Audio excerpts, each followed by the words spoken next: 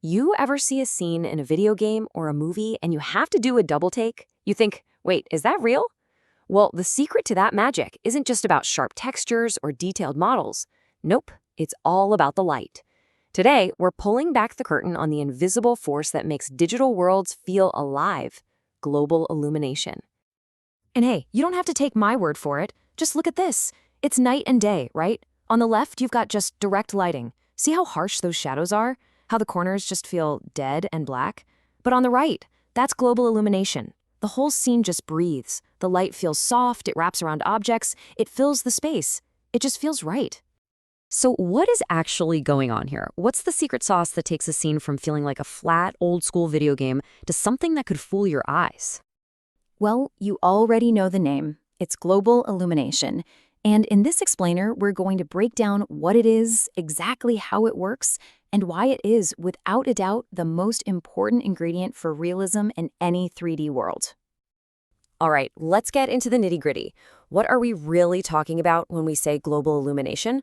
Well, it all boils down to one simple, beautiful idea: bouncing light. So at its very core, global illumination, or GI as you'll hear it called, is all about mimicking how light actually works in the real world. See, light doesn't just hit a surface and stop. It bounces, it scatters, it reflects all over the place.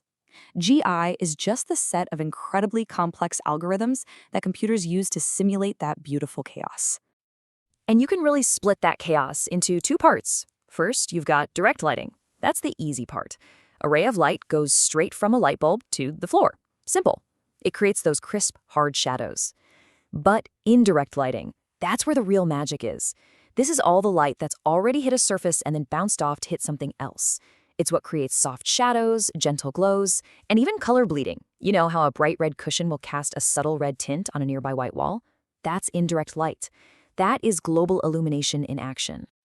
Okay, so we get it. Light bounces. But how on earth do you get a computer to calculate that? To turn physics into pixels?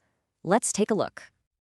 It's really just a simple three-step journey, repeated billions of times.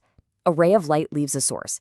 It hits a surface, and then it bounces off in a new direction, carrying some of that surface's color and properties with it. The most important thing to get here is that this process turns every single surface into its own tiny secondary light source. Now imagine that happening with millions of rays bouncing billions of times per second. That's how you build up a truly photorealistic image. Now, to wrangle all this chaos, computers generally use two main techniques. You've probably heard the term ray tracing thrown around a lot. It's great for figuring out things like sharp reflections and direct shadows, but path tracing, well, that's kind of like ray tracing's bigger, crazier, more powerful sibling. Instead of just a few calculated rays, path tracing throws a ton of random rays out for every single pixel and lets them bounce around again and again and again. It's the brute force way to get it physically right. And this is precisely why big-budget animated movies and fancy architectural renders look so unbelievably real. They're using path tracers like Blender Cycles or V-Ray. The result is pretty much indistinguishable from a photograph. But, and this is a huge but, the drawback is the speed. We're talking extremely painfully slow. It can take hours or even days to render a single perfect frame. And that right there brings us to the fundamental conflict at the heart of all computer graphics, this constant, epic battle between getting perfect quality and getting it done fast enough to actually be useful. Which, of course, leads to the billion-dollar question. If it takes hours to path trace one perfect image, how in the world do video games, which have to draw the screen 60 times every single second, even come close to this kind of realism?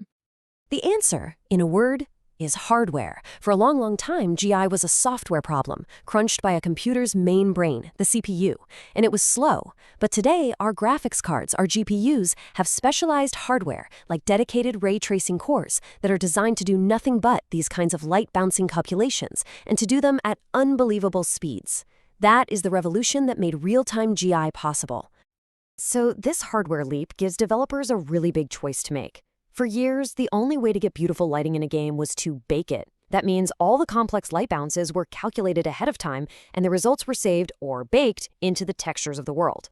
It looks great and runs super fast, but it's completely static. If you move a chair, its shadow stays behind. Dynamic, or real-time lighting, is the holy grail. Everything is flexible, everything can change, but boy, does it require some serious GPU muscle. Okay, enough theory. Let's make this real.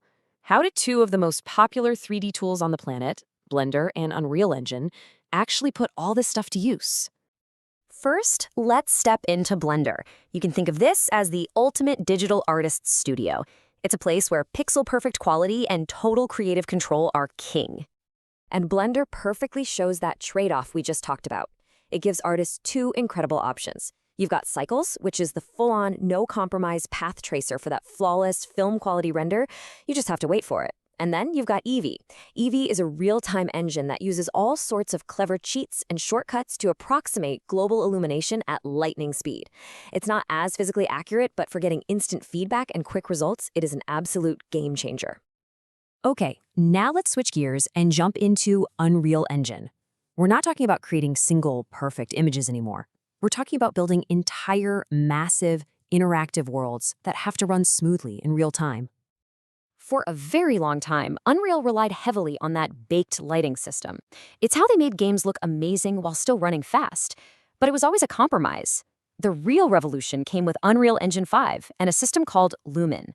Lumen is a fully dynamic, real-time global illumination system. This is a huge deal. It means a developer can literally move the sun across the sky, or you can blow a hole in a wall, and all of the bounced light and shadows will update instantly, in real time.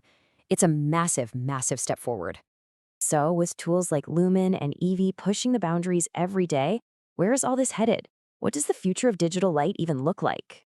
Well, the biggest trend is this: that hard line that used to exist between the slow, perfect quality of movies and the fast, interactive quality of games, that line is getting blurrier every single day. Thanks to ridiculously powerful GPUs and smart AI technologies, that extremely slow path tracing is getting faster and faster, bringing that perfect physical realism into the real-time worlds we can play in. And that's really what this is all about. I think this quote just nails it. Global illumination is the invisible glue that binds realism together in 3D graphics. It's not a single cool effect you can point to. It's the foundational system that makes every single object in a scene feel like it belongs, like it's really there, grounded in its environment. And that leaves us with one final, pretty exciting question to think about. We are getting so close to the point where creating a completely photorealistic, believable digital world can happen instantly. As that line between real-time and reality completely dissolves, what kinds of new worlds, what kinds of new art, and what incredible new stories are we going to be able to tell?